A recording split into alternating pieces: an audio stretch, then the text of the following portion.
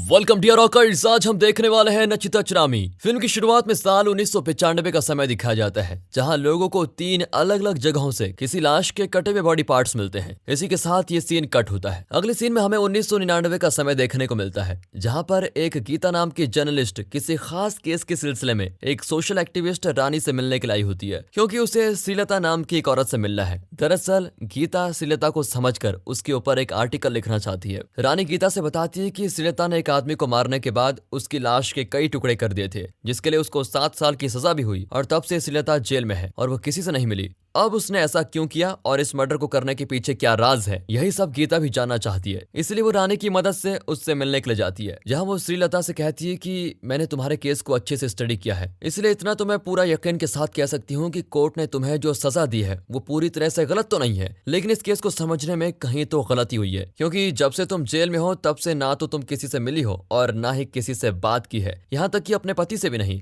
इसीलिए आज मैं तुम्हारी कहानी जानने के लिए आई हूँ। प्लीज मुझे शुरुआत से बताओ कि तुम्हारे साथ क्या क्या हुआ था। अब इसी के साथ कहानी साल 1994 में जाती है, जहां हम श्रीलता को उसके हस्बैंड प्रभाकर के साथ देखते हैं। ये दोनों अपनी जिंदगी से काफी खुश होते हैं। प्रभाकर भी आम लोगों की तरह जॉब करता है। इसी के साथ हमें कृष्णा नाम के लड़के को दिखाया जाता है, जो अपने पिता के साथ कपड़े धोने और उन्हें प्रेस करने का काम करता था। दरअसल श्रीलता ने इन्हें वो प्रेस खरीद कर दी थी ताकि ये लोग अपना घर चला पाएं, और श्रीलता समय समय पर उनकी मदद भी करती रहती थी, जिस कारण कृष्णा और उसके पिता श्रीलता को बहुत अच्छा मानते थे। कुछ दिन बाद श्रीलता के घर उसकी आंटी अपने बेटे उदय के साथ आती है। आंटी श्रीलता से उसके हस्बैंड प्रभाकर की बहुत बढ़ाई भी करती है। साथ ही वो बताती है कि गांव में लोग अपनी बेटियों के लिए प्रभाकर जैसा लड़का ढूंढते हैं, क्योंकि वो काफी पढ़ा लिखा है। इस वजह से उसकी नौकरी वगैरह भी काफी अच्छी है। प्रभाकर भी आंटी और उदय से मिलता है। अब प्रभाकर के ऑफिस जाने के बाद आंटी श्रीलता से बताती है कि खेती में नुकसान होने की वजह से मेरे पति ने 4 एकड़ की जमीन बेच डाली और अब हमारे पास एक छोटा सा घर के अलावा कुछ भी नहीं है। इसलिए तुम प्रभाकर से बात करो कि वो मेरे बेटे उदय को जॉब दिलवा दे, क्योंकि अगर इसके पास जॉब भी नहीं होगी तो कौन इससे शादी करेगा। यहाँ आंटी की विनती सुनकर श्रीलता उनकी बात मान जाती है और उसके कहे अनुसार प्रभाकर उदय को जॉब भी दिलवा देता है, जिससे उदय और उसकी माँ काफी खुश होते हैं और दोनों उसके लिए श्रीलता और प्रभाकर को कई बार धन्यवाद भी करते हैं। जिसके बाद जल्दी दुनिया भर में कंप्यूटर सिस्टम में एक बग फैल जाता है, जिसे Y2K बग के नाम से लोग जानते हैं। इस बग की वजह से अमेरिका को काफी दिक्कत हो रही थी, क्योंकि तब वहीं पर सबसे ज्यादा कंप्यूटर होते हैं। इसलिए अमेरिका से इंडियन इंजीनियर्स की मांग बढ़ने लगी और अच्छे पैसे कमाने के लिए लोग जाने लगे। इसी के साथ कहानी पूरे 6 महीने के बाद बढ़ जाती है, जहां श्रीलता को पता चलता है कि उदय की जॉब अमेरिका में लग गई है। यहाँ श्रीलता की आंटी उसके एहसान को भूलकर उल्टा उससे ही सुना देती है कि मेरा बेटा उदय तुम्हारे पति से कम पढ़ा लिखा है, लेकिन मेरा बेटा उससे आगे निकल गया।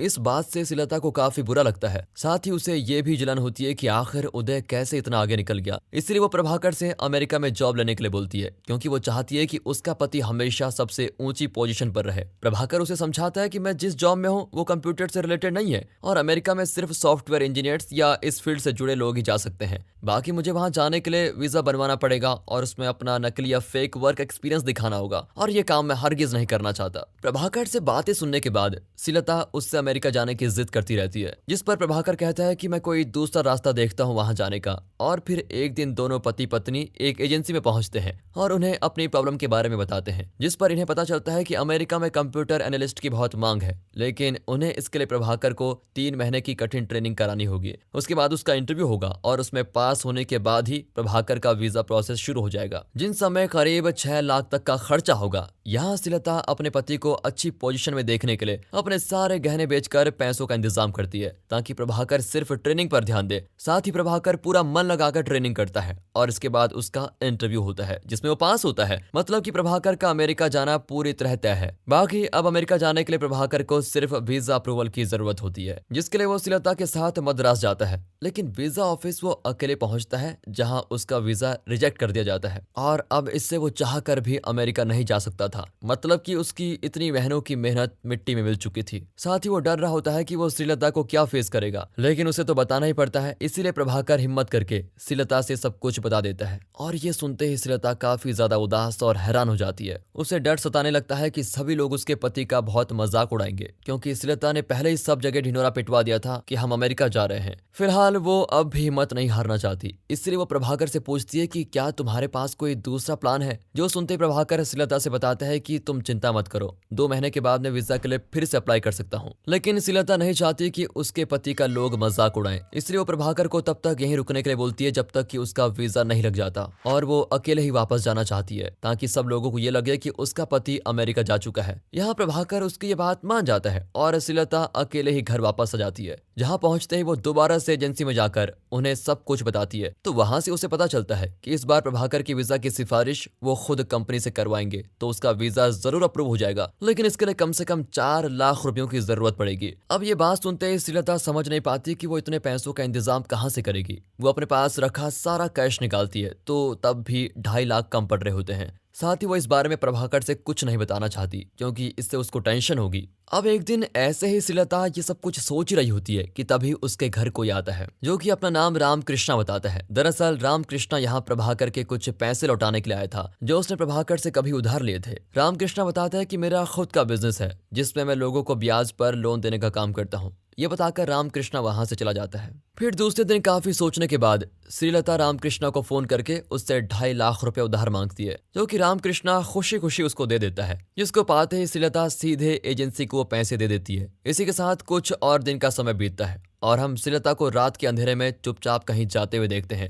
दरअसल प्रभाकर मद्रास से यहाँ चला आया था जिसके आने से श्रीलता बिल्कुल भी खुश नहीं थी क्योंकि अगर उसे किसी ने देख लिया तो लोगों को पता चल जाएगा कि प्रभाकर अमेरिका नहीं गया है, जिस कारण श्रीलता उसे वापस जाने के लिए कहती है। जिसके लिए प्रभाकर मान तो जाता है पर वो कहता है कि मुझे वीजा से रिलेटेड एजेंसी से कुछ पेपर्स भी लेने हैं जिनके बनते ही मैं उन पेपर्स को लेकर वापस मद्रास चला जाऊंगा, जिसके लिए श्रीलता मान जाती है। यहाँ श्रीलता को पता चलता है कि टिकट और यहाँ रहने का खर्चा मिलाकर उसे अब भी 2 लाख की जरूरत होती है। इसलिए श्रीलता प्रभाकर से कहती है कि तुम चिंता न करो, मैं कुछ न कुछ करके इंतजाम कर लूंगी। अगली सुबह श्रीलता के घर रामकृष्णा फिर से आता है और क्योंकि उसने पैसे बहुत पहले ही दे दिए थे इसलिए उसको वापस लौटाने के बारे में याद दिलाने के लिए रामकृष्ण आया होता है। वो बताता है कि आप 10 दिन बाद भी पैसे वापस कर सकते हैं, कोई दिक्कत नहीं, लेकिन मैं आज से ही इंटरेस्ट यानी कि ब्याज लगा दूंगा। ये बात सुनकर श्रीलता रामकृष्णा से और 2.5 लाख की मांग करती है ताकि वो प्रभाकर के टिकट और रहने के पैसों का इंतजाम कर पाए। और क्योंकि अब रामकृष्णा को 5 लाख पर ब्याज मिलेगा इसलिए वो तुरंत बाकी का 2.5 लाख श्रीलता को दे देता है। साथ ही वो कहता है कि अब आपको एक प्रॉमिसरी नोट साइन करना होगा जिसे लेकर मैं जल्द ही आ जाऊंगा। यहाँ श्रीलता हामी भरने के बाद काफी खुशी खुशी प्रभाकर से बताती है कि मैंने पैसों का इंतजाम कर लिया है और जल्द ही हमारे सपने पूरे हो जाएंगे। अब उसी शाम को जब श्रीलता रात के अंधेरे में प्रभाकर से मिलने के लिए जा रही होती है तभी वहाँ प्रॉमिसरी नोट में साइन करवाने के लिए रामकृष्णा पहुंच जाता है, जिसे साइन करने के बाद वो श्रीलता से खाने के लिए कुछ मांगता है क्योंकि उसको बहुत भूख लगी होती है। और जब श्रीलता उसके लिए खाना लेकर आती है तो वो देखती है कि रामकृष्णा शराब पी रहा है। यहाँ वो श्रीलता से माफी मांगता है और कहता है कि आप मुझे माफ कर दीजिए, दरअसल खाने से पहले मेरी आदत है पीने की, इसलिए मैंने ऐसा किया, बाकी आपके सामने पीने का मेरा कोई इरादा नहीं है। यहाँ श्रीलता उसे माफ कर देती है और खाना खाने के बाद रामकृष्णा वहां से चला जाता है। इसके बाद श्रीलता प्रभाकर से मिलने के लिए पहुंचती है, जिस दौरान वो काफी उदास होती है पर प्रभाकर से कुछ नहीं बताती। हालांकि अब रामकृष्णा रोज खाना खाने के बहाने श्रीलता को रोज आकर परेशान करने लगता है, साथ ही वो यहाँ पर बैठकर शराब भी पीता है। अब इन सब से श्रीलता को इतना तो एहसास हो जाता है कि वो कोई अच्छा आदमी नहीं है, इसलिए अब वो बहुत डरने भी लगती है। यहाँ श्रीलता सोचने लगती है कि वो अपने पति से सब कुछ बता देगी और प्रभाकर जब यहाँ रहेगा तो किसी की भी हिम्मत नहीं पड़ेगी क्योंकि हर रोज वो डर के साए में रहती है। इसी बीच एक दिन उसे प्रभाकर का कॉल आता है जो उसे बताता है कि मैं आज रात ही मद्रास के लिए निकल जाऊंगा और इस बार मेरा वीजा भी हो जाएगा। हालांकि आज आखिरी बार वो श्रीलता से मिलना चाहता है क्योंकि अमेरिका जाने के बाद दोनों एक दूसरे को नहीं मिल पाएंगे, इसलिए रात को चुपचाप श्रीलता प्रभाकर से मिलकर वापस चली जाती है। जिस दौरान इस बार फिर से रामकृष्णा उसके घर पर आता है जो शराब के नशे में श्रीलता के साथ जबरदस्ती करने की कोशिश करता है। और जब श्रीलता इसका विरोध करती है तो रामकृष्णा उसको धमकी देता है कि तुम रोज रात को जिससे मिलने जाती हो उस बारे में मैं सभी को बता दूंगा। यहाँ रामकृष्णा को सब कुछ सच पता होता है कि श्रीलता अपने पति प्रभाकर से मिलने के लिए जाती है। वो श्रीलता से कहता है कि मैं तुमसे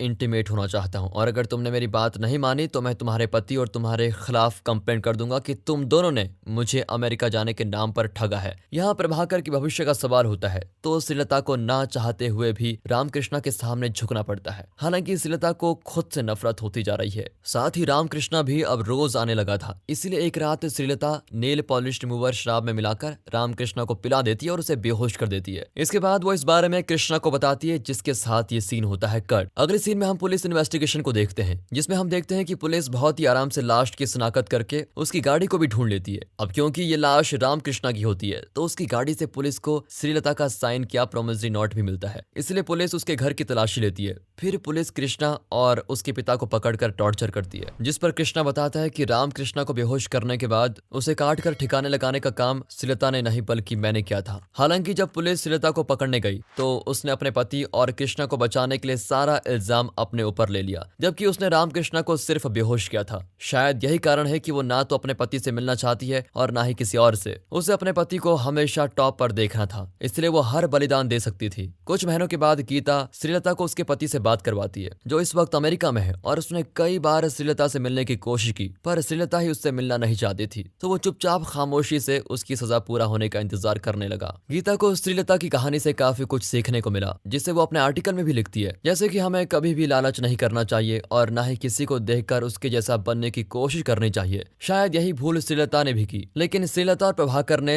शादी की वो कसम पूरी शिद्दत के साथ निभाई, जिसे नाचचरामी कहा जाता है। इसके साथ पति और पत्नी हर समय साथ चलने का वादा करते हैं, कोई भी दूसरे को पीछे नहीं छोड़ेगा। दोनों अग्नि को साक्षी मानकर यह कसम खाते हैं। यहाँ पर दोनों ने एक दूसरे के लिए त्याग किया, एक ने बातें छुपाकर तो दूसरे ने खुद छिपकर। परिस्थितियों के आगे इनका रास्ता कमजोर नहीं पड़ा और आज भी प्रभाकर श्रीलता की सजा पूरा होने का इंतजार कर रहा है, जिसके बाद अब शायद दोनों खुशी खुशी साथ रहने लगे। और इसी बेहतरीन तरीके से ये मूवी यहाँ पर खत्म होती है। बाकी दोस्तों, वीडियो अच्छी लगी हो, मूवी अच्छी लगी हो, एक्सप्लेनेशन अच्छा लगा हो, वीडियो को लाइक कीजिए और चैनल को सब्सक्राइब। मिलते हैं अगली वीडियो में, तब तक के लिए गुड बाय, अपना ख्याल रखिए and finally thanks for watching.